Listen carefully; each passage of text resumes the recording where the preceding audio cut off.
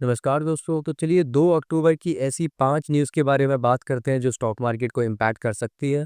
तो first news है, RBI ने मेजर रिफॉर्म्स अनाउंस किए हैं। मतलब कि बैंक्स अब मर्जर्स और एक्विजिशंस के अंदर और आईपीओ फाइनेंसिंग के अंदर ज़्यादा सपोर्ट कर सकते हैं। और साथ ही शेयर्स या फिर लिस्टेड डेट सिक्योरिटीज़ के अगेंस्ट जो वो लोन दे सकते थे, उसको बढ़ाकर अब 1 करोड़ कर दिया गया है। वो पहले 20 लाख का था। ये स्टेप लिक्विडिटी को बूस्ट ज़रूर करेगा और साथ में कैपिटल मार्केट को भी सपोर्ट कर सकता है। इसका इम्पैक्ट ये है कि कॉर्पोरेट बोरिंग कॉस्ट कम होगी, साथ में मार्जिन्स एक्सपैंड होंगे और जो मार्केट डेप्थ है उसको बढ़ावा मिलेगा। सेकंड न्यूज़ है, India is gearing up for a big IPO session in this years final quarter. और जो कि प्रोजेक्ट करा जा रहा है कि वो $8 बिलियन रेज करेंगे। तो मेजर कंपनीज जैसे कि टाटा कैपिटल हो गई, एलजी इलेक्ट्रॉनिक्स हो गई, वी वर्क हो गया, इन तीनों के आईपीओ आने वाले हैं, जिससे कि मार्केट को बहुत ज्यादा पॉजिटिव इम्पैक्ट हो सकता है। तो इसका इम्पैक्ट ये है कि फ्रेश कैपिटल फ्लो आएगा इक्विटीज के अंदर और साथ में रिटेल और इंस्टीट्यूशनल पार्टिसिपेशन भी बढ़ेगा और वैल्यूएशन का प्रेशर भी बन सकता है क्योंकि ये नए आईपीओज आ रहे हैं।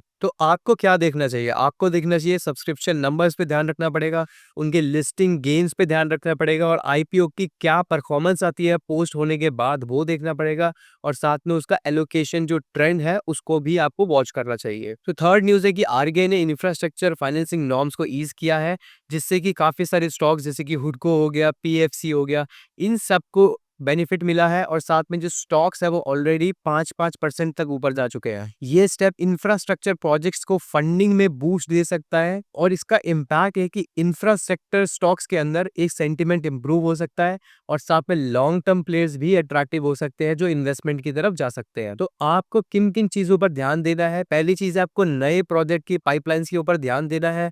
फिर आप ऑर्डर इनफ्लोज को देख सकते हो, इंटरेस्ट कॉस्ट के ऊपर ध्यान दे सकते हो और फाइनली आप गवर्नमेंट प्राइवेट पार्टनरशिप को भी ध्यान से जरूर देखना। फोर्थ न्यूज है कि डोमेस्टिक इंडाइसेस ने एक 8 दिन के बाद पॉजिटिव डे दिखाया है, जिसमें सेंसेक्स और निफ्टी दोनों ने बाउंस किया और मार्केट ब्रेथ पॉजिटिव हुआ और विक्स जो कि वोलेटिलिटी इंडेक्स होता है उसने भी थोड़ा सा पॉजिटिविटी दिखाई। इसका इम्पैक्ट है कि सेंटीमेंट में थोड़ा रिलीफ तो मिला, बट ओवरऑल अगर आप ग्लोबल इकोनॉमी के हिसाब से बात करोगे तो अभी भी सेंटीमेंट नेगेटिव ही है। तो आपको क्या ध्यान देना चाहिए? आपको देखना चाहिए कि ग्लोबल क्यू सस्टेन रैली दे रहे हैं या नहीं दे रहे हैं, उसके करेक्शन जोन्स के ऊपर आपको ध्यान देना चाहिए और साथ में सेक्टर रोटेशन के ऊपर भी आपको ध्यान देना चाहिए। लास्ट न्यूज है कि एनालिस्ट सजेस्ट कर रहे हैं कि एक रैली आ सकती है मोटर बनाने वाले सेक्टर्स के अंदर, जो कि है इंफ्रास्ट्रक्चर, मेटल्स, रिन्यूएबल एनर्जी। और इसका रीजन ये है कि डोमेस्टिक डिमांड बढ़ रही है और साथ में पॉलिसीज का सपोर्ट भी ज्यादा आ रहा है और ये सेक्टर अभी भी अंडर एक्सप्लोर्ड है अगर आप बाकी स्टॉक से कंपेयर करो, जो कि बहुत ज्यादा फेमस नाम है मार्केट के अंदर ऑलरेडी।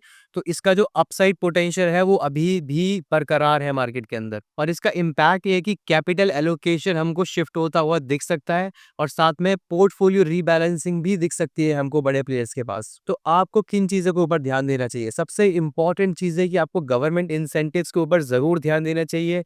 रॉ मटेरियल की डिमांड किस तरीके से बढ़ रही है या कम हो रही है उसके ऊपर ध्यान देना चाहिए और साथ में आपको ये भी देखना चाहिए कि कमोडिटीज जैसे कि गोल्ड हो गया, सिल्वर हो गया, प्रीशियस मेटल्स हो गया, इसकी किस तरीके से डिमांड आ रही है ताकि आपको ग्लोबल सेंटीमेंट को समझने में थोड़ा और पॉजिटिविटी आए। तो एक छोटी सी लास्ट टिप आपको देना चाहूंगा, क्योंकि आज 2 तारीख को मार्केट बंद है और काफी सारी बड़ी न्यूज ने मार्केट को हिट किया है।